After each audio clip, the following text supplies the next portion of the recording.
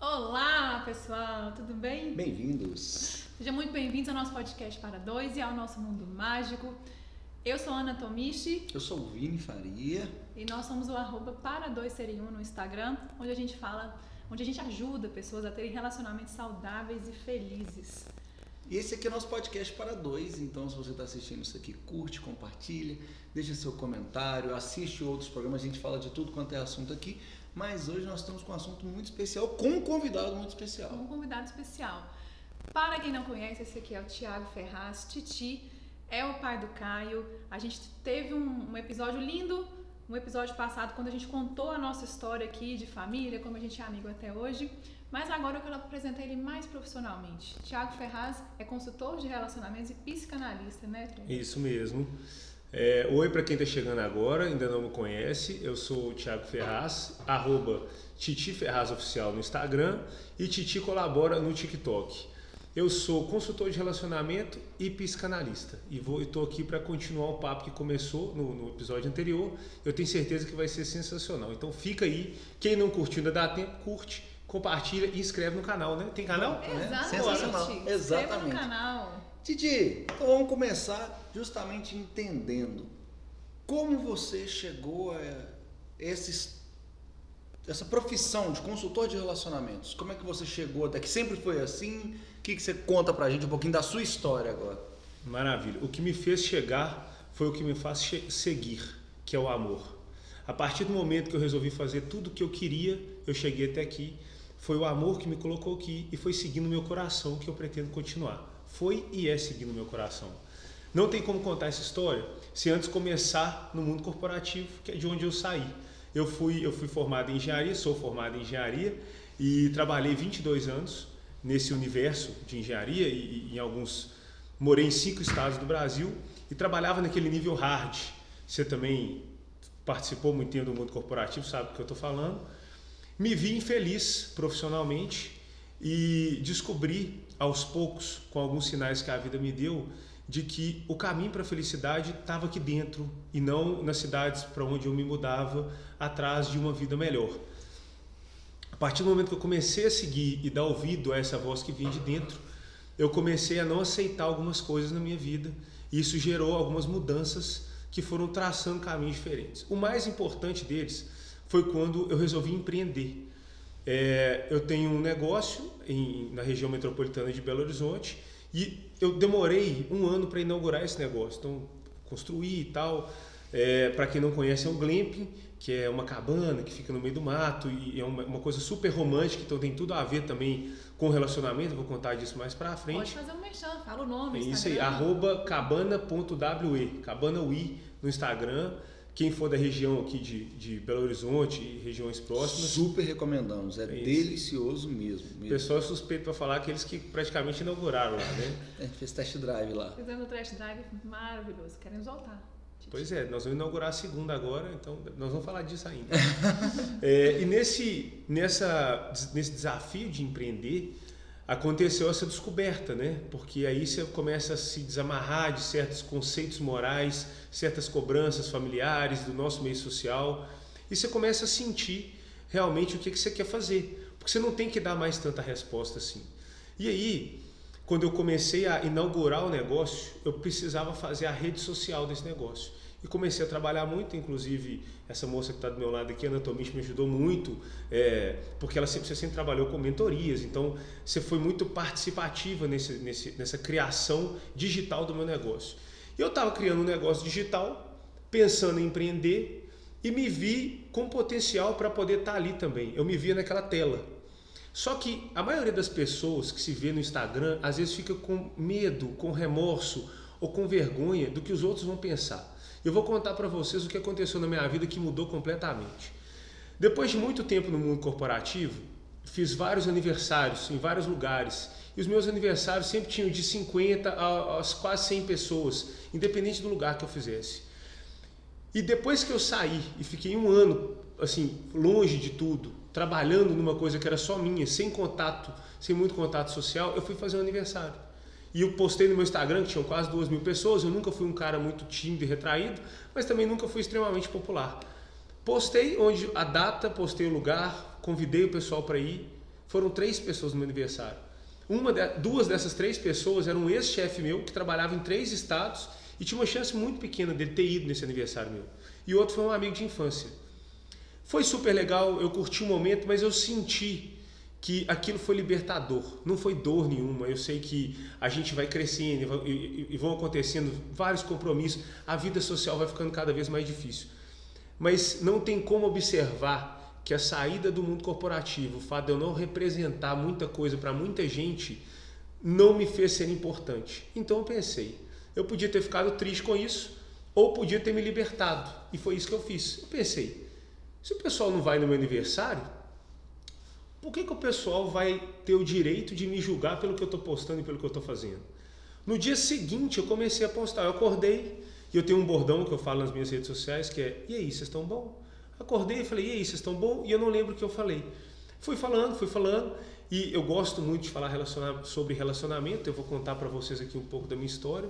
E nesse contando de relacionamento, a internet, né, as pessoas que me seguiam, que foram se aproximando de mim, foram direcionando esse caminho, porque foi vindo do meu público. Titi, fala mais disso. Titi, fala mais daquilo. Fala mais daquilo outro. Então, foi muito mais o relacionamento que me pegou do que eu que fui atrás. E quando eu vi que aquilo existia uma real demanda, eu resolvi estudar psicanálise para que eu tivesse esse embasamento teórico daquilo que eu ia colocar em prática, que era fazer esses atendimentos como consultor de relacionamento, que é o que eu faço até hoje. Que legal, eu acho que eu não sabia dessa história toda com tantos detalhes, né? A gente se conhece há muitos anos, a gente sabe muitas histórias um do outro, mas eu acho que essa com tanto detalhe não me lembrava, pelo menos. E uma coisa que é legal de falar, você falou, né? Você tinha 2.000 e poucos seguidores no Instagram, você não aparecia tanto no Instagram, nos stories. Então quer dizer que foi depois desse dia que você resolveu aparecer nos stories, que eu não te via nos stories. Exatamente. Foi depois desse dia que eu resolvi aparecer e nunca mais parei. Eu tinha uma participação, eu acho que muita gente que nos acompanha tem uma participação nas redes sociais em off. Uhum. E aconteceu muito comigo, eu passei por várias etapas do mundo corporativo. De estagiário, a engenheiro, a supervisor, a sócio. Então, essas etapas, independente delas, eu era criticado quando eu fazia uma postagem.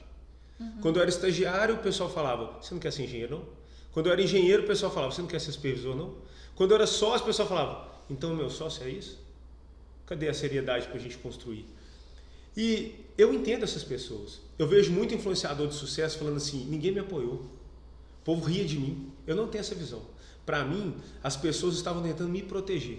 Sim. Elas não viam o futuro, porque como com 40 anos você vai começar a fazer humor misturado com relacionamento nas redes sociais? Então, para me proteger, às vezes vinha alguma crítica. E eu levo isso de uma maneira muito leve no meu coração. Não tenho mágoa de ninguém, mas eu fui muito criticado. Eu fui muito questionado. Dentro da minha família, dentro do meu ciclo social, com raras exceções. E as principais exceções foram meu pai e meu filho, que nunca fizeram nada para falar, nunca falaram nada sobre acho que não está legal. Sempre foi muito positivo. E isso fez toda a diferença para mim. Não só para continuar fazendo conteúdo, mas para me certificar de que as pessoas que mais estavam próximas, me conheciam, queriam o meu bem, estavam vendo ali futuro, porque ninguém mais do que elas para reconhecer o meu potencial, que eu ainda não tinha descoberto. E parece que eles já sabiam. Então isso foi fantástico. E assim, é muito diferente quando a pessoa critica para você melhorar ou quando ela critica para você parar. Né? Porque uma coisa é você ver o que o Thiago está fazendo e falar assim: pô, Thiago, eu acho que você poderia fazer mais assim, eu tento uma pegada mais tal, mas continua. Né? Outra coisa é a crítica que vem muitas vezes dessa proteção, que é um do virou blogueirinho, sempre no pejorativo, ou esse é o sócio que eu tenho, que muitas vezes quer te parar, né? E vem de um lugar de proteção, mas que eu acho que até é uma coisa que acaba separando os homens dos meninos, né? Porque se você não quiser de verdade, não estiver realmente na busca, você cede a essas críticas e para, né? Uma pergunta que eu ia fazer, que eu acho que é curiosa, não sei se talvez seja curiosidade das suas seguidoras também, principalmente quem começa a empreender no digital, né? Você teve muita crítica offline e você lidou com elas e tal. Você acha que foi mais fácil na hora que começaram as críticas no online para você lidar com elas? Porque a gente sabe quando a gente começa a crescer, no digital, no Instagram e tal, as críticas vêm pesadas, é hater, não sei o quê. Como é que você lidou com isso? Todas as críticas da minha vida podem ser de parentes, pode ser online. É claro que a gente não consegue ver tudo, porque hoje, graças a Deus, atingi um público que eu não consigo enxergar tudo. Mas eu vejo as críticas como roupas no meu guarda-roupa. Roupas, acessórios, sapatos. Eu realmente pego de coração aberto a maioria delas e coloco lá. Então eu pego todas as críticas e vou montando meu guarda-roupa. Uma hora eu vou ter que sair de casa e eu vou escolher a roupa que eu vou vestir. Então eu vou pegar e vou escolher. O resto vai ficar lá, guardado com carinho. Ou não, mas vai ficar guardado. É muito ruim quando a gente traz uma crítica e isso nos incomoda. E eu já explico por que isso incomoda. Porque a gente não se conhece. Quando você não se conhece, você fica surpreso com o que falam de você. Quando você se conhece, você não pode ficar surpreso. É uma certificação daquilo que você já sabia. Então, o exercício de autoconhecimento ele deve ser contínuo, principalmente para quem se expõe nas redes sociais, para não sofrer com isso, se expor de uma forma geral. Mas o autoconhecimento é o caminho para não ter problema com as críticas. Concordo plenamente. E você contou que você, quando começou a conviver com isso nas redes sociais, você reconheceu o Thiago, né, que estava sendo colocado para fora, e você foi buscar conhecimento, né, para base teórica, né, para o que você falava. Mas as pessoas só se conectavam com você porque você já tinha muito para compartilhar. Que, se não veio da teoria, veio da vida prática. Né? A gente conversou no último episódio, né? Você foi pai aos 19 anos, você criou um filho maravilhoso num relacionamento que você não estava junto com a Ana, de uma forma muito presente, muito legal, algo muito incrível. E a gente quer saber um pouco mais dessa história, do que mais você traz de prática dos aprendizados, o que você julga que o Thiago viveu, que deu para ele isso que as pessoas se conectaram tanto, porque se as suas respostas fossem ruins, ninguém estava lá, né? Então, antes mesmo de qualquer formação, você já estava transformando vidas, né? Eu acho que assim, de onde surgiu isso de ser consultor de relacionamento? Porque o Instagram começou como uma pegada ali com humor e tal. Quando que você percebeu que você ia levar aquilo ali a sério até se tornar um consultor de relacionamento? Quando partiu do meu público. O meu público via em mim respostas que eu não enxergava que eu estava dando para ajudar pessoas. Parecia estar contando uma história para um amigo meu. E quando eu vi, eu recebi um textão desse tamanho de uma seguidora falando: cara, você me ajudou demais, eu resolvi um problema gigante e continuo fazendo esse conteúdo porque minha vida está cada dia melhor te ouvindo. E eu pensando, então eu tenho esse poder, eu posso fazer isso tudo. E minha primeira preocupação foi, e a responsabilidade que vem agora? Então agora eu preciso ter embasamento técnico, porque às vezes eu consigo lidar com certas coisas que outras pessoas não vão conseguir lidar. O que eu posso sair falando por aí, já que tem gente adotando aquilo que eu falo? Então a minha primeira preocupação foi, eu posso fazer o que eu estou fazendo? Eu devo continuar a fazer? Agora, quando você... Tem uma pessoa que disse, eu não vou lembrar, foi Clóvis de Barros Filho, ele falou, se você perguntar para qualquer gênio de qualquer época o que fazer para ajudar as pessoas nesse mundo, ele não vai hesitar em te responder. Então, toda vez que você faz alguma coisa, independente do que quer que seja, não só no âmbito interpessoal, mas um tijolo que você coloca e vai deixar o mundo melhor, faz muito sentido. E quando eu vi esse feedback de pessoas falando, a minha vida está melhor graças ao que você disse, pronto, eu já tinha todas as respostas para todas as perguntas. E me conta um pouquinho então da sua história pessoal, Thiago, assim, dos seus aprendizados, tem essa questão do filho, você viveu muito para aprender. Os filhos, né? Eu tenho dois filhos, o Caio e a Duda, que são assim as coisas que eu tenho na vida que mais são importantes com a minha formação como homem o fato de eu participar dessa formação deles, eu acho que isso me constrói de uma maneira completa. Eu consigo abordar os assuntos que eu abordo graças a muito do que eu aprendi criando meus filhos. E eu não sou o homem perfeito, eu nem sempre fiz o que eu falo nas redes sociais, eu faço sempre algumas lives e falo sempre de que eu já cometi todos os erros daquele homem que eu condeno. Claro que nunca passei por nenhum episódio de abuso, nem físico e nem intelectual. Mas sabe aquele machismo estrutural? Eu era esse cara, eu já traí a minha ex-mulher. Então, assim, esses episódios de traição, machismo, essa coisa de pegar aquele machismo estrutural e colocar dentro do relacionamento, quando eu me vi naquela posição, foi junto com, peraí, a minha vida não está fazendo sentido. E foi muito parecido com essa saída do mundo corporativo. Porque o meu relacionamento não estava indo bem, no mundo corporativo também não. Por quê? Porque eu não estava seguindo meu coração. Eu estava fazendo o que todo mundo tinha falado para eu fazer, e o que eu queria mesmo, eu já nem sabia mais. Então, a minha missão hoje é passar isso para frente para que outros homens e mulheres não sofram com isso. Não tenham que passar pelos problemas que eu passei para chegar nas conclusões que eu cheguei. Então, tudo que eu quero é corrigir isso através do conteúdo que eu faço. Você considera que essas fases da sua vida, né? A parte que você traiu a sua esposa, isso que você passou no corporativo, você acha que isso contribuiu para hoje você se tornar um consultor de relacionamento? Com certeza, porque toda atitude gera consequência. E as consequências das minhas atitudes foram terríveis.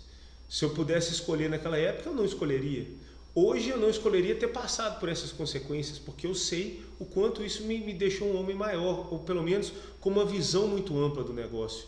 Então, não me orgulho do que eu fiz, mas eu sei que ao invés de olhar para trás e me arrepender, eu tomo isso como aprendizado. E exatamente olhando para o Thiago do passado é que eu projeto para as pessoas que eu atendo, para que elas tenham atitudes diferentes no futuro. E é esse ponto que eu queria chegar, o ponto do aprendizado. Eu acho muito incrível quando a gente pega as coisas ruins que aconteceram na nossa vida, né, e transforma elas em vitórias. E consegue transformar isso num negócio ou em algo para ajudar pessoas, né? Eu acho que foi bem o que você está fazendo, né?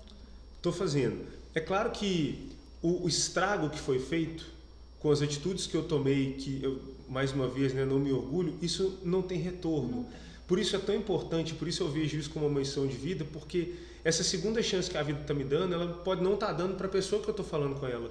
E a importância de ver isso é que me faz seguir nesse propósito. Porque eu vejo como a vida foi generosa em ter me dado essa segunda chance, e então eu entendi, peraí, já que ela me deu, eu tenho essa missão. E as coisas foram encaixando, e tudo foi conversando, e agora eu estou fazendo esse trabalho e muito feliz com esse trabalho. E eu acho que isso é até uma coisa muito legal para as pessoas que assistirem poderem aprender, porque a gente tende a colocar numa lupa gigantesca o erro dos outros e a gente esquece de olhar para o próprio umbigo. E nesse processo a gente acaba esquecendo da principal parte, que é esse aprendizado. Então, o Thiago mencionou alguns erros dele, é muito fácil tacar pedra. Só que ele não só reconhece, como buscou evoluir e hoje está, inclusive, buscando transformar pessoas para que elas não precisem passar pelos mesmos buracos, né? E é muito fácil a gente esquecer isso tudo e só falar o seguinte, mas você errou. E esquecer que todo mundo erra, em proporções diferentes. Tem gente que talvez fale assim, poxa, mas você falou que traiu, que absurdo. Mas talvez um cara que há 10 anos não falou eu te amo para a esposa dentro da mesma casa, mas nunca traiu. Então é muito fácil apontar para os erros dos outros e esquecer de olhar o aprendizado, a lição. Então é muito legal isso que você está fazendo, né? Esse processo de compartilhar, que é o objetivo do Para 2, né? O Para 2 surgiu com esse objetivo. A gente acertou algumas coisas e errou em outras. Deixa eu te contar o que eu acertei para você poder fazer parecido. Deixa eu te contar o que eu errei para você entender o que a gente fez como solução. Quem sabe você pode passar pelo menos de uma forma mais leve por esse quebra-mola, né? Não é que você não vai ter que passar, mas talvez você não vai vir a 100 por hora. Você vai saber que ele está ali, vai desacelerar, vai resolver e vai passar daquilo ali de uma forma mais leve. Por isso que... Pode falar. Por isso que o embasamento técnico foi a minha primeira preocupação. Eu não podia ter essa dúvida do que passar e se passar isso pode ser positivo ou negativo para a vida da pessoa. Eu tinha que ter a certeza de que tudo que eu fizesse a partir dali fosse contribuir para a vida de alguém e principalmente não fosse machucar ninguém. Isso é mais importante do que contribuir, porque às vezes a gente pelo menos não atrapalha, já ajuda bastante. Sim, e é muito bom a gente poder ajudar as pessoas a evoluírem, cortando um caminho que a gente já cortou e errou e contando para ela, já passei por esse caminho, não passa por aí não que não vai dar bom. E a gente tem muitas perguntas, né? Não sei nem por onde começar, mas calma. Tem uma pergunta que é uma curiosidade minha até. Por que psicanálise? Seguinte, Lembra que eu comecei a minha história falando que eu comecei a seguir o meu coração e fazer aquilo que eu realmente tinha vontade? Diferente de outros estudos psicológicos, a psicanálise ela não propõe um tratamento para quem está sendo analisado. O psicanalista funciona como um espelho. Ele vai fazer análise e vai mostrar quem é aquela pessoa que está ali na frente. Então, para mim, é muito mais importante, era e é até hoje muito mais importante, saber profundamente quais são as minhas vontades, quais são os meus desejos e quem eu realmente sou, do que achar um caminho onde eu ficasse confortável. E foi na psicanálise que eu encontrei essa resposta. Maravilha. Muito legal mesmo. Você falou que você traiu sua antiga esposa. Você hoje não é casado? Não, eu sou divorciado. E você acredita, Thiago, que dá para sentir de novo pessoas que já passaram por isso, divórcio, término, pessoas que tiveram frustrações amorosas? Você acha que vale a pena acreditar no amor? Vale a pena confiar que vai dar para sentir de novo aquele calorzinho no peito? Confiar e acreditar no amor sempre, mas aquele calor no peito ela nunca mais vai sentir. Por quê? Porque agora ele vem diferente. Muita gente me procura e fala: Titi, será que eu vou sentir de novo aquele frio na barriga? Não, você não vai. Você agora é uma mulher que passou por várias etapas da vida, você tem muito mais maturidade e quando aquele frio chegar, pode até esfriar mais, mas você vai ter mais maturidade para entender. Então aqui ele não vai mais, mas vai de novo, mas sempre colocando o amor na frente das relações. E você falou sobre maturidade, eu acho que a gente tem uma coisa em comum nos nossos públicos, que é a predominância de mulheres, né? E uma das queixas principais das mulheres, e eu acho que desde que o mundo é sobre a imaturidade dos homens. Por que você acha, cara, que os homens são tão imaturos no âmbito de relacionamento? Porque a gente foi criado para ser imaturo. A gente tem praticamente a mesma idade e esse machismo estrutural não é um folclore, ele é real. Ele existe e existe muito. E criado assim, quando a gente era pequeno, o homem não chora. Para com isso aí. Levanta a cabeça e se vira. Se é homem ou se é um pé de alface. Era isso que a gente escutava. Enquanto a mulher, ela já era mais estimulada a conversar com seus sentimentos. O reflexo disso vem na vida adulta. Não tem como, se você não treinou a vida inteira, você ter uma boa conversa. Eu sou vítima disso. Eu passei a conversar com o meu emocional depois que eu cometi vários erros e a vida olhou para mim e falou: estamos indo para o caminho errado. Podia ter chegado nessa conclusão antes. Mas em cima desse machismo estrutural é que o homem esquece de falar com seus sentimentos. E eu queria muito, sem de jeito nenhum colocar um peso na mulher, que a mulher fosse capaz de destravar isso dentro do homem. Mas sem obrigação, ajudando com o que ela aprendeu. Existem caminhos para fazer isso. Eu ensino como usar esses caminhos para poder destravar esse homem emocionalmente. Então eu acredito que é possível mudar isso, porque isso é uma realidade. Agora, a gente falou de homem agora e eu tenho uma pergunta sobre mulheres. Por que eu sou essa mulher? Mulher de atitude assusta homem? Assusta demais.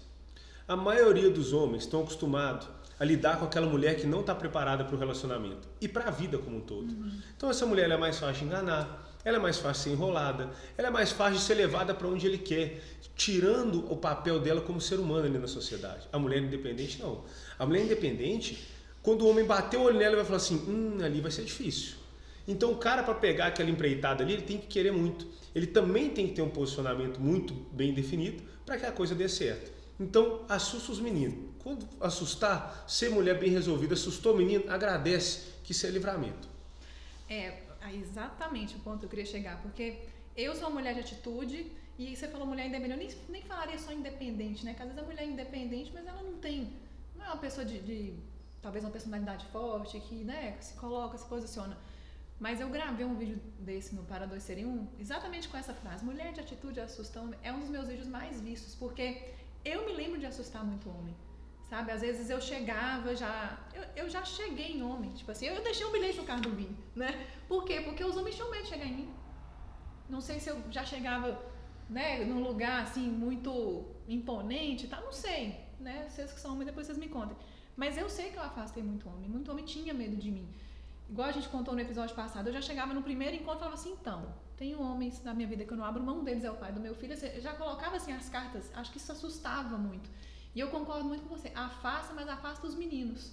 Porque Homem tá preparado para isso. Homem que é homem tá preparado para isso. Sabe por que você colocava as cartas na mesa? Porque sua paciência acabou lá no terceiro. Exatamente. Você falava, se eu demorar para falar isso aqui, eu vou perder mais 2, 3 encontros aqui, então vamos logo botar as cartas na mesa para ver do que esse rapaz aí é feito, para ver se vale a pena eu gastar meu tempo.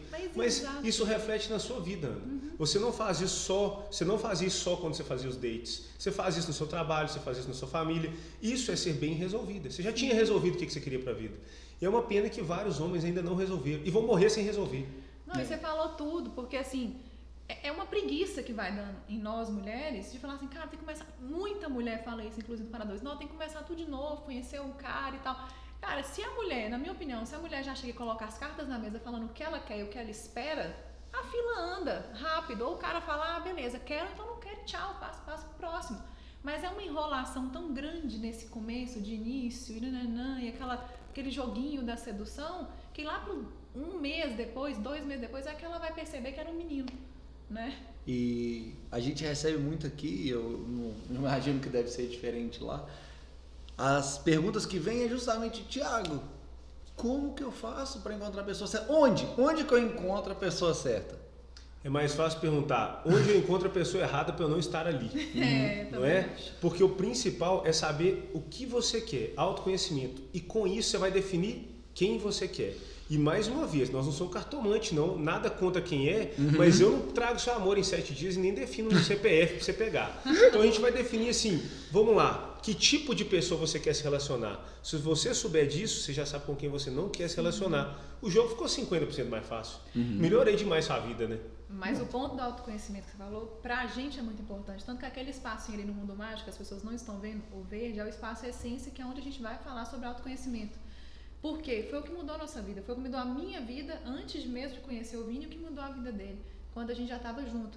Porque, igual você falou, eu tenho que saber o que eu quero daquele homem, eu tenho que saber o que eu espero de um relacionamento, mas eu só sei isso se eu me conheço primeiro, se eu sei quem eu sou antes de tudo. Porque muita gente, ela acha que ela vai saber o que ela quer no homem, o que ela quer daquele relacionamento, mas ela não se conhece, então ela vai aceitando qualquer coisa, não sabe colocar os limites, vai aceitando ser passada pra trás, vai aceitando que o relacionamento fique tóxico e ela vai, né, tipo, é como se a mulher ela não enxergasse o próprio valor, porque não se conhece, e vai aceitando qualquer coisa no relacionamento. E eu acho que essa parte de se conhecer, né, é muito difícil de você não se influenciar pelo que tem fora se você não se conhece, né? Igual o Titi estava contando um pouco sobre a história dele, né? Tem muitas pessoas que estão no passo de casar porque é a hora de casar, porque falaram que o próximo passo é casar. Então, sem o autoconhecimento, você acaba, se eu não tenho para onde ir, quem que vai me guiar? O vento, a maré. Eu não sei para que lado que eu quero ir. Então, para onde estiverem me empurrando, eu vou. E aí, na hora que você vê, você está num lugar onde você não queria estar. A gente falou sobre essa questão de maturidade, tudo, e tem algumas coisas que a gente sabe que às vezes são barreiras para relacionamentos e a gente queria sua ajuda para falar sobre isso. Por exemplo, que é um caso nosso aqui, mulher com filhos, ou, né, eu acho que a gente está falando aqui da imaturidade do homem, pode ser que o contrário, mas vamos falar especificamente da mulher. Mulher com filho, assusta? Assusta demais. Você teria coragem de cantar uma mulher com um filho no colo? E falar, me dá um beijo? A pessoa que tem coragem de fazer um trem desse é meio tarado, né? Então realmente tem que assustar. Aquela ideia de que eu vou pegar uma mulher com um filho e vou virar pai no outro dia, é a ideia de quem não gosta de mulher. O cara está preocupado com outras coisas. A mulher, ela é um indivíduo. Então primeiro você tem que conhecer a mulher, saber como vai ser esse relacionamento, ver se deu realmente aquela conexão, para depois entender e conversar sobre como esse filho vai entrar na relação. O que muita gente faz é já colocar o filho no Tinder. Calma aí, vamos primeiro pensar no indivíduo que está ali na sua frente. Sim. Então, não existe ficar com uma mulher com filho. É conhecer uma mulher e a partir daí entender o que faz parte da vida daquela mulher e daquele homem também. Que foi o que aconteceu com a gente, né? Exato, eu acho que acho que basicamente, né, é um caminho natural, né? Onde eu vou me envolver com o Caio a partir do momento que eu me envolvi com a Ana gostei da Ana, vejo o futuro com a Ana e agora o Caio vai vir para dentro da relação. Não é que ela me escondeu o Caio desde o início, mas o processo é, eu chego no Caio pela Ana e não chego nos dois juntos e do dia para a noite nós somos uma família. Não, eu me apaixono pela mulher e ela ter um filho é uma parte da vida dela que eu, por amor a ela e depois me apaixono pelo Caio também, mas eu primeiro amo a Ana, sabe? Eu e o Caio, a gente teve que se conquistar. A gente não chegou amando, não, eu me apaixonei pela Ana, foi cada vez crescendo esse amor, conheci o Caio e com isso foi crescendo esse amor também, mas é um caminho que a gente tem que fazer, né? Pela mulher. A mulher foi por quem eu me apaixonei, né? Não, tem gente que quer enfiar na cara, né? Tipo, oi, prazer, você ficou comigo, amanhã você vai ficar, eu, você e meu filho, vamos sair para o cinema. Calma, não é assim, né? E um outro fator muito forte também, você quer falar, amor? É que eu tenho uma pergunta. Pode, fica à vontade. Mas te cortei, amor? Não, pode. Também é sobre essas coisas que costumam ser empecilhos, que na verdade são desculpinhas para as pessoas poderem se ficar na zona de conforto. Vocês falaram de desculpa, é muito importante frisar, porque a gente estava falando sobre autoconhecimento e a Ana falou, a mulher tem que saber o seu valor para poder entrar numa relação. Mais do que isso, Ana, a mulher tem que saber os seus defeitos. Porque mais difícil de aceitar são os nossos defeitos. E é muito comum você ver as mulheres e os homens conversando. Ah, mas o boy tem esse defeito. Peraí, você já numerou os seus defeitos?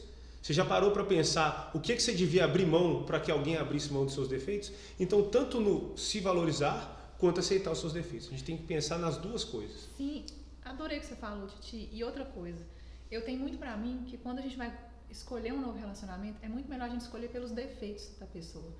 Tive uma grande amiga que ela falava os defeitos do cara, mas na verdade não eram defeitos. E eu falava assim, deixa eu te falar uma coisa, coloca na balança os defeitos e as qualidades dele, porque se você conseguir escolher pelos defeitos, vai ser muito melhor, porque se você consegue tolerar esses defeitos, imagina as qualidades. Agora, quando a pessoa traz defeitos que você não tolera, vamos supor, defeitos relacionados a princípios de vida. Se a pessoa tem um princípio, um valor da vida dela que não é compatível com o meu, eu já posso parar dali, sabe? Então eu acredito muito na gente escolher a pessoa mais pelos defeitos do que pelas qualidades, que é muito fácil escolher pelas qualidades, né? É muito gostoso escolher pelas qualidades. Eu não sei o que você pensa sobre isso. Sim, o que você citou não é um defeito, é uma diferença de valores, que é muito maior do que qualquer defeito. Uhum. E a gente às vezes nem precisa chamar de defeito, simplesmente não vai haver conexão ali. E eu concordo plenamente, porque quando você escolhe pelos defeitos, é como se você conhecesse a pessoa um pouco mais e decidisse ficar com ela. Sim. Quanto mais maturidade a gente vai adquirindo, mais a gente vai entendendo que todo mundo tem os seus defeitos. E é importante a gente conhecer o quanto antes para poder definir se é aquele ou não o caminho que nós vamos seguir. A pergunta que eu ia fazer, que ainda é sobre os empecilhos e as desculpinhas, é o seguinte, eu não sei se você sabe, eu sou um ano mais velha que a Vini. É uma diferença de idade pouca, né? Uhum. Mas, como que você enxerga relacionamentos quando a diferença de idade é muito grande? Eu estou vendo acontecer na nossa sociedade algo que está me deixando extremamente feliz, que é uma liberdade sexual das mulheres mais velhas. Quando eu era mais novo, eu sentia o quanto elas eram cobradas. Podia ser viúva, separada, solteira. Se estivesse relacionando com um rapaz mais novo, ela seria cobrada pela sociedade. E ver as mulheres tendo esse tipo de liberdade para se relacionar me deixa muito feliz. Eu sei que é um começo, mas me deixa muito feliz. Eu sou a favor do amor em primeiro lugar, da liberdade de relacionamento. E acredito que primeiro a gente tem que amar para depois avaliar. Agora, todo relacionamento tem que ter um objetivo e um propósito mútuo. Se esse propósito estiver alinhado, maravilha. Esse propósito pode ser só sexo, beleza. Esse propósito pode ser um relacionamento. Se existe verdade e se os dois estão ali e estão felizes, eu sou totalmente a favor, independente da idade. E outros fatores como, por exemplo, crença, religião. Como é que você acha que isso afeta os relacionamentos? Eu acho que a religião no relacionamento, a gente precisa tomar cuidado, porque ficou muito na moda dizer que quer uma pessoa de tal religião, ou sou de tal religião e quero aquilo. Quando a pessoa diz isso, ela está privando a outra pessoa de conhecer essa religião. Se eu pudesse dar um conselho para quem é muito religioso, conheça a pessoa, entenda a pessoa, conquiste a pessoa e depois disso tudo, apresente a sua religião e o amor que você tem pelo seu Deus para essa pessoa. Você pode estar ganhando dois parceiros. O seu parceiro de relacionamento e um parceiro espiritual para o resto da vida. Então, eu colocaria a religião no segundo passo do relacionamento. Eu acho bacana falar isso porque realmente a religião é um empecilho. Quando a pessoa tem aquela religiosidade muito forte, é um empecilho. Eu sou espírita, eu só quero me relacionar com quem for espírita. Eu sou católico, eu só quero me relacionar com quem é católico. Eu sei que é mais fácil, mas, por exemplo, eu tenho um exemplo em casa, que é dos meus pais. Minha mãe super católica desde criança e meu pai era ateu. Ateu. Meu pai é todo, engenheiro, matemático, cientista. E minha mãe, pelo amor a Deus dela, ela inspirou ele a acreditar em Deus. Então, meu pai chegou a fazer um curso de teologia para buscar a Deus, e ele, por ele mesmo, não por minha mãe ficar falando na cabeça dele, mas por ele mesmo, ele provou para ele a existência de Deus e passou a acreditar em Deus, a ir à igreja e tal, que é exatamente isso que você falou, né? Imagina se minha mãe tivesse falado assim, não namoro, é ateu, que era uma coisa muito importante para ela. Mas eles se deram uma oportunidade e estão aí com um casamento feliz da vida até hoje, né? Que bom que ele estudou teologia para conhecer a Deus, né? Eu estava lá no fundo do poço, em posição fetal, num frio danado, quando Deus tocou meu coração. Calma, meu filho. E aí sim ele tomou conta da minha vida. É muito bom ouvir histórias de quem Deus chegou de uma forma bem mais sutil. Sim. E voltando à diferença de idade, né? Eu toquei nesse assunto porque Vini e eu temos uma diferença de 1 ano. Só que Vini foi o primeiro cara mais novo que eu fiquei na minha vida. Quando a gente se relacionou, por exemplo, você é 3 anos mais velho que eu. Então eu tinha mais ou menos isso na minha vida. Tem que ser mais velho que eu. Era pra mim uma condição. E eu sempre relacionei com homens 10 anos mais velho, não sei quantos anos mais velho. Me lembro que quando eu deixei o bilhete no carro de Vini, que a gente se conheceu, no primeiro dia que a gente estava conversando, eu já estava completamente apaixonada, porque foi amor à primeira vista, sim, no nosso caso, aconteceu. E quando a gente começou a conversar, eu perguntei a idade dele, porque pra mim era um crivo, uma coisa muito, muito importante. Eu lembro, eu falei assim, quantos anos você tem? Na época eu tinha 26. Aí ele falou 25. Aí eu falei, puta que pariu, cara. Já era, tipo assim.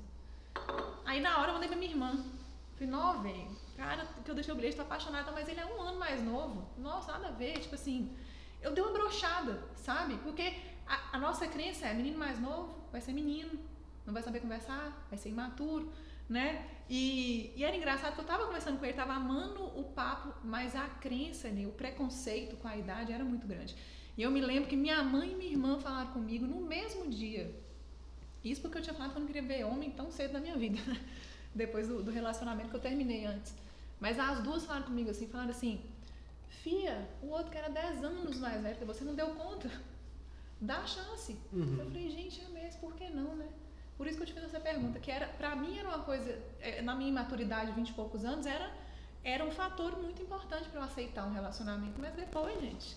E aí estão papando o anjo do meu marido 1 ano mais novo. Eu gosto da coroa. 1 ano, gente, pelo amor de Deus, 1 ano na nossa vida, gente, hoje em dia, você não faz 5 coisas em 1 ano, tão corrido que tá. No preconceito que eu tinha, realmente, você quebrou totalmente as barreiras, me mostrou que é um cara super maduro, muito mais maduro do que outros caras muito mais velhos que eu já me relacionei. E foi um quebra de paradigma mesmo pra mim. Mas entra justamente naquelas coisas que a gente não se conhece, a gente acaba pegando e moldando muito por fora. Você imagina do meu lado, chega uma mulher 1 ano mais velha com um filho de 10 anos, você falou da mulher bem resolvida, ela botou um bilhete no vidro do meu carro, super bem resolvida, enquanto a sociedade, como criação, me mandava fazer o quê? A gente chegava na escola, desenha sua família dos sonhos. É um hominho maior do que a menininha, depois vem um filhinho. Tipo, ninguém fala assim, qual que é a sua família do sonho? Meu sonho é encontrar uma mulher que tem um filho. Não era esse o sonho. Até porque a gente escuta coisas pejorativas, a gente tem os sonhos Disney de fazer tudo perfeitinho. Então, se eu não tivesse a clareza de também abrir para poder... Poxa, é diferente do checklist idiota que eu tenho aqui. Mais nova, posso criar um monte aqui, não ter filho... Só que se eu não me abrir, eu não tenho a possibilidade de conhecer um mundo completamente diferente, né?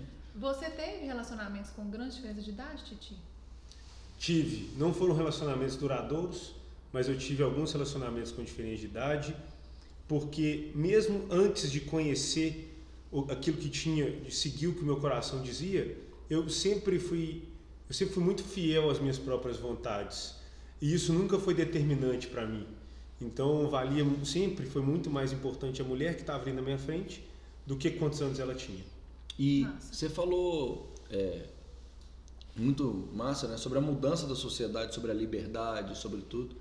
Só que tem um outro lado que assusta muitas vezes as pessoas, porque com essa liberdade, principalmente igual você falou muito bem, da falta de alinhamento, né? Eu quero só sexo, eu também. Falta às vezes esse alinhamento. Acaba criando relações muito rasas, né? Muito vazias. E as pessoas começam a criar estigmas e medo e ficam sem saber como fazer para construir uma relação sólida. O que você falaria assim, Titi, qual você acha que é o caminho para construir uma relação sólida e profunda? O criador da teoria das relações líquidas, que é o Zygmunt Bauman, ele fala muito dessa facilidade que a gente vive de trocar de pessoas. E indo em contraponto ao que ele diz, sem querer questionar o mestre, em tempos de relações líquidas eu acho que você deve passar o rodo. Porque aproveitar a liberdade que a gente vive para experimentar o que a sociedade está deixando fazer ou está cobrando menos, e a partir dessas convivências, dessa facilidade que a gente tem de se conectar às pessoas, mesmo que de forma rasa, buscar ali as experiências que vão definir realmente o que a gente quer para a vida.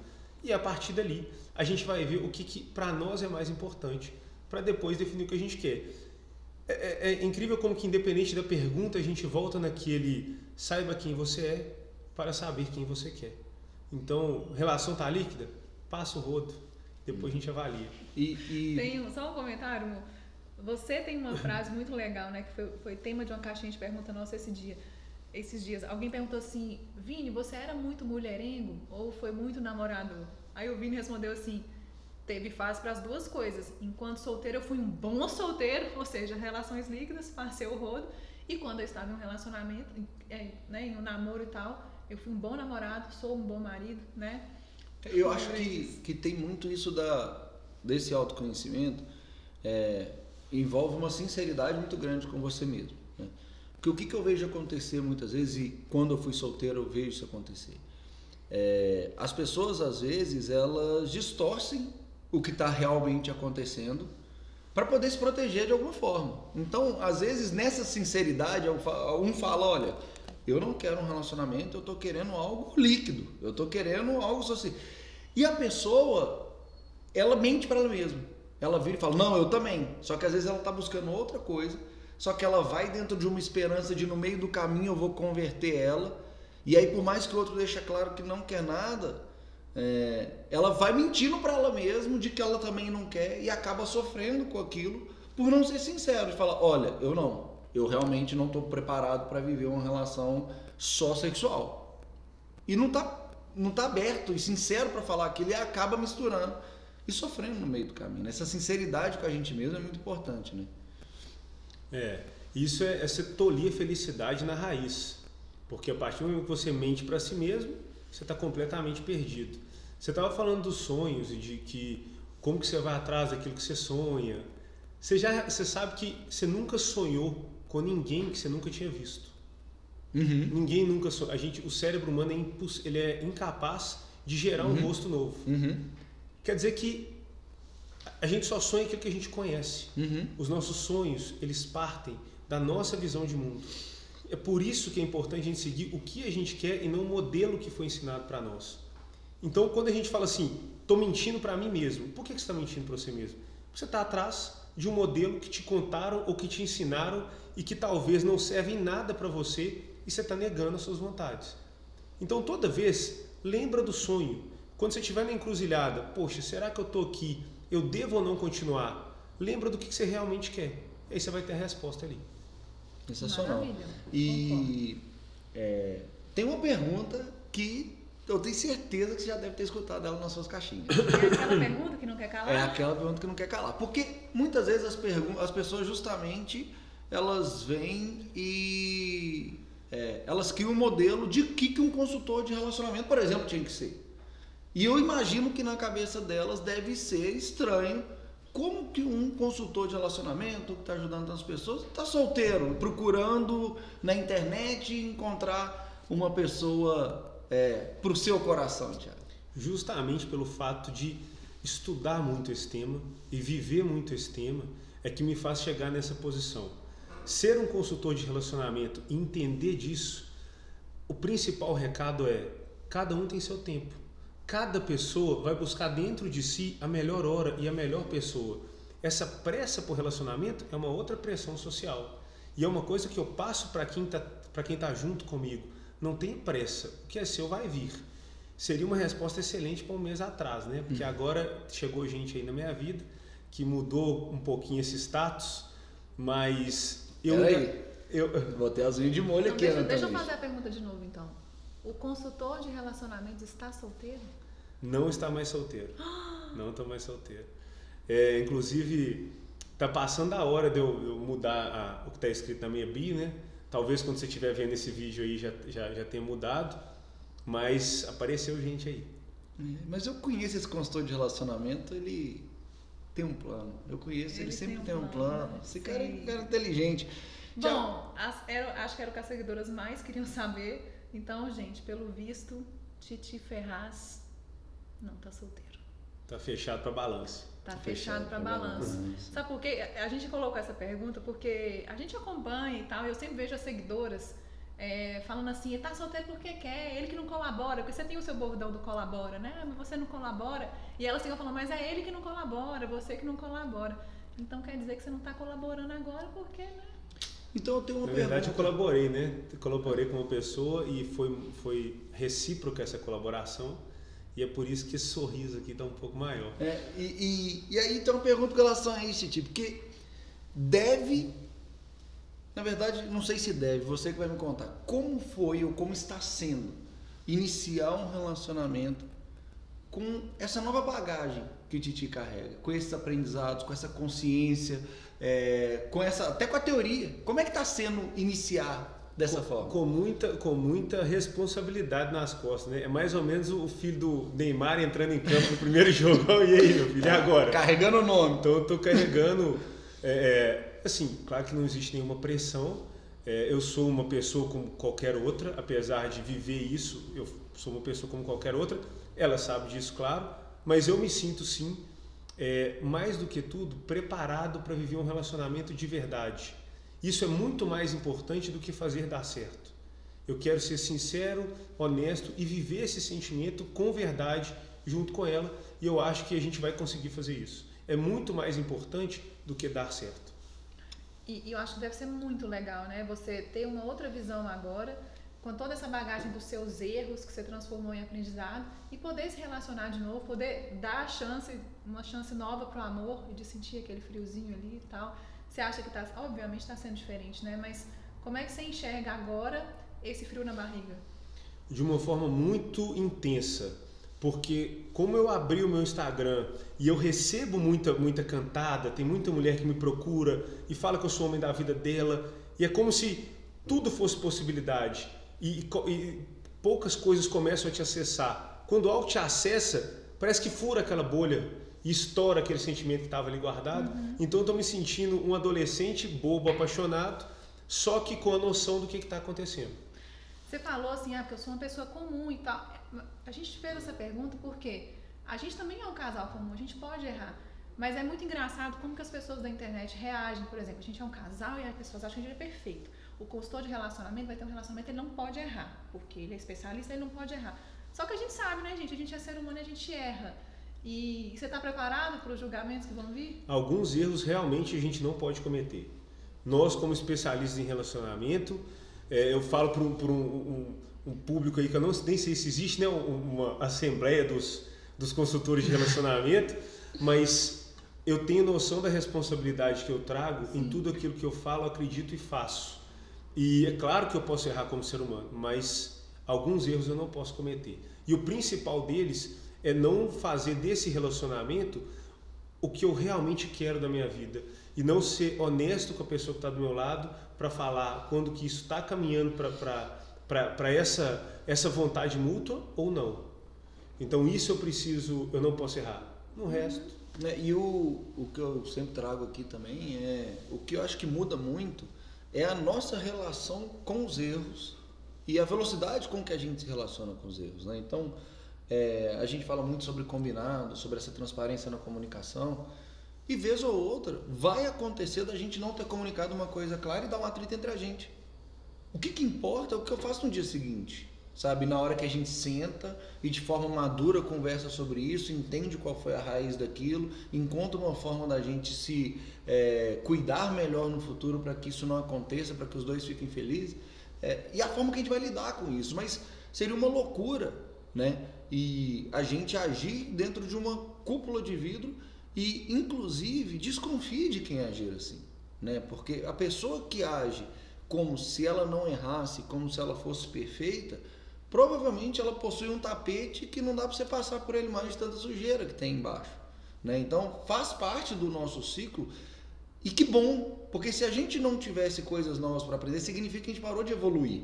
Porque o que eu acho que é muito legal do nosso relacionamento é que talvez uma coisa que há 2 anos atrás eu nem chamaria de erro, que passaria batido, porque eu nem ia perceber que eu machuquei ela, ou eu nem ia perceber que isso feriu nossa comunicação. Hoje, pelo nível de consciência maior, isso não passa na minha peneira. Ela vai afunilando e vai cada vez pegando coisa maior. Sinal de que a gente está sempre buscando evoluir.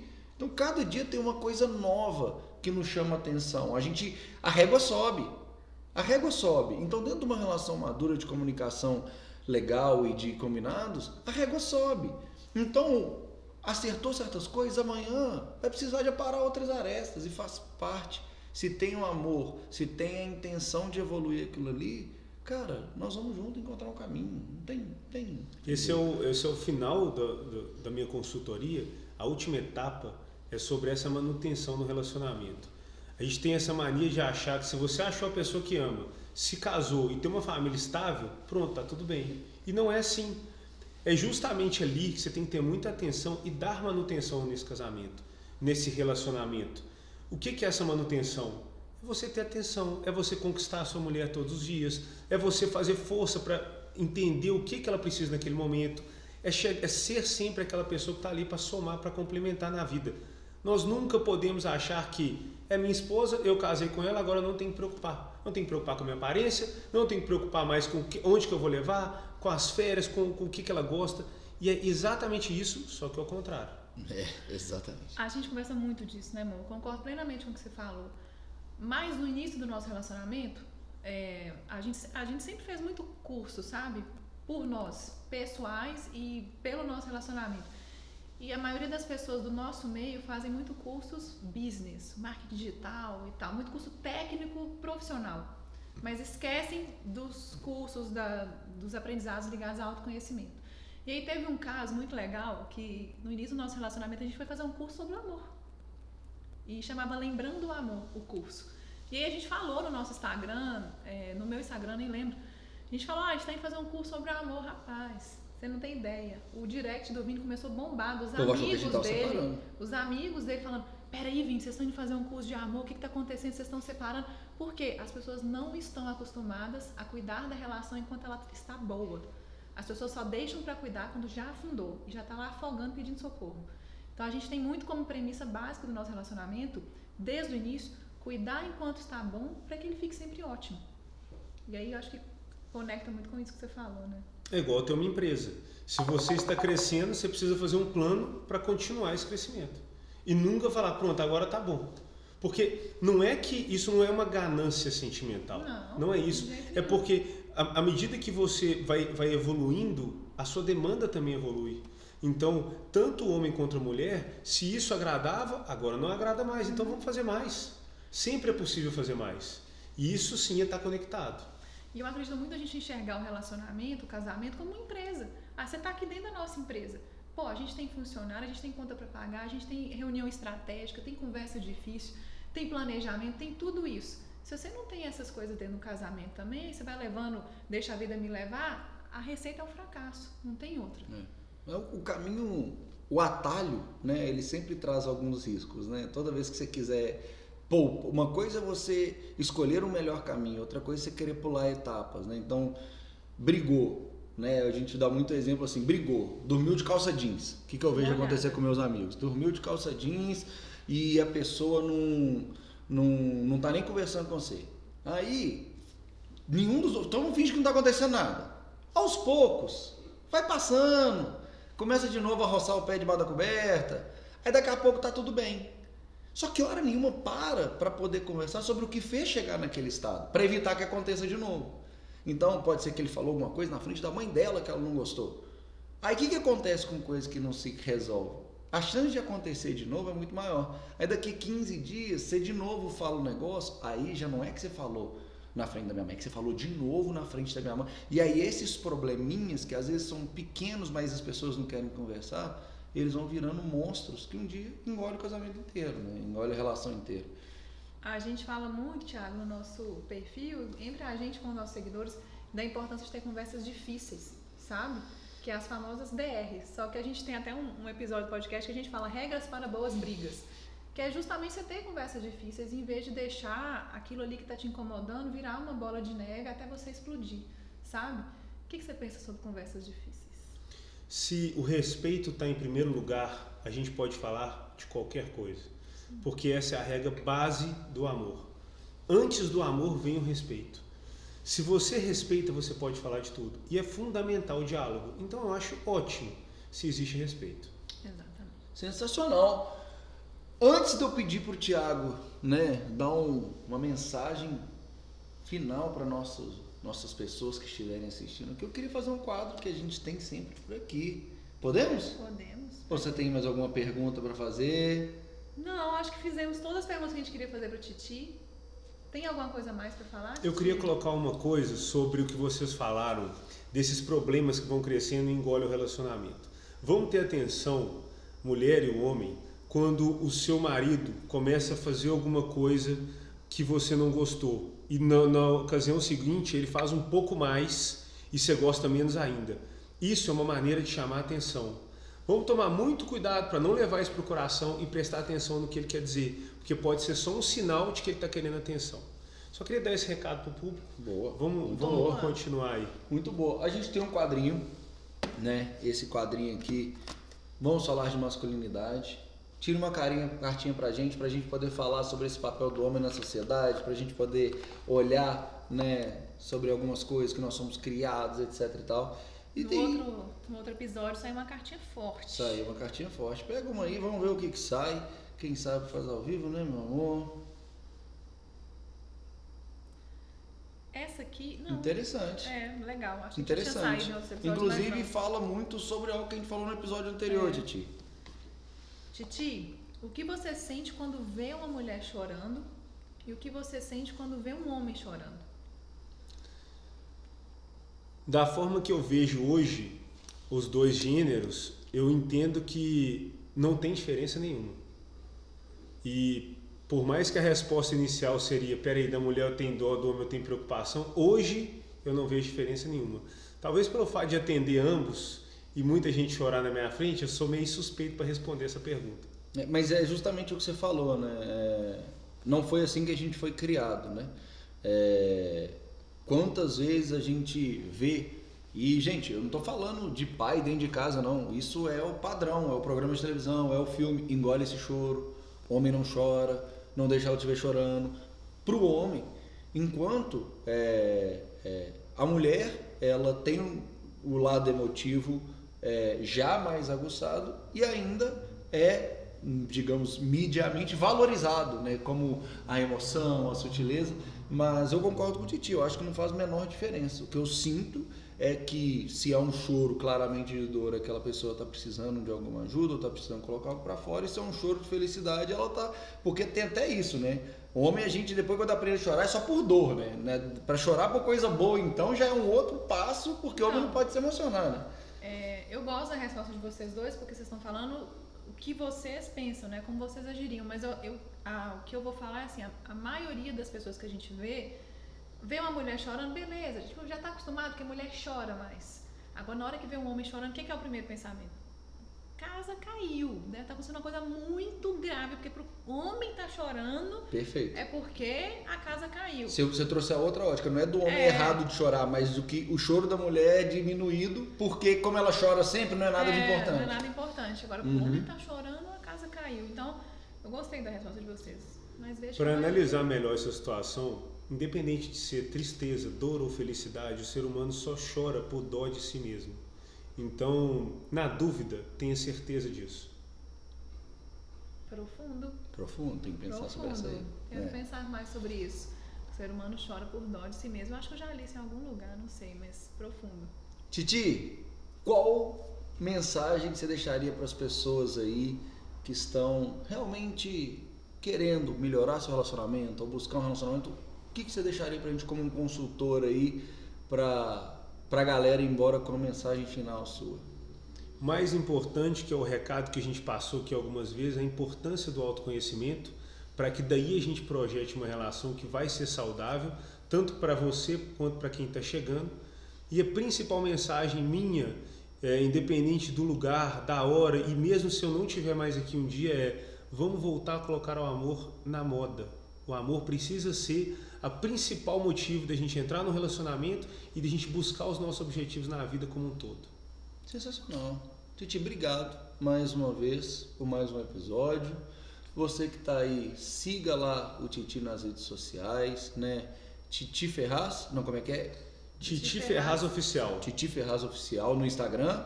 E @Titi Colabora no TikTok. E @Titi Colabora no TikTok.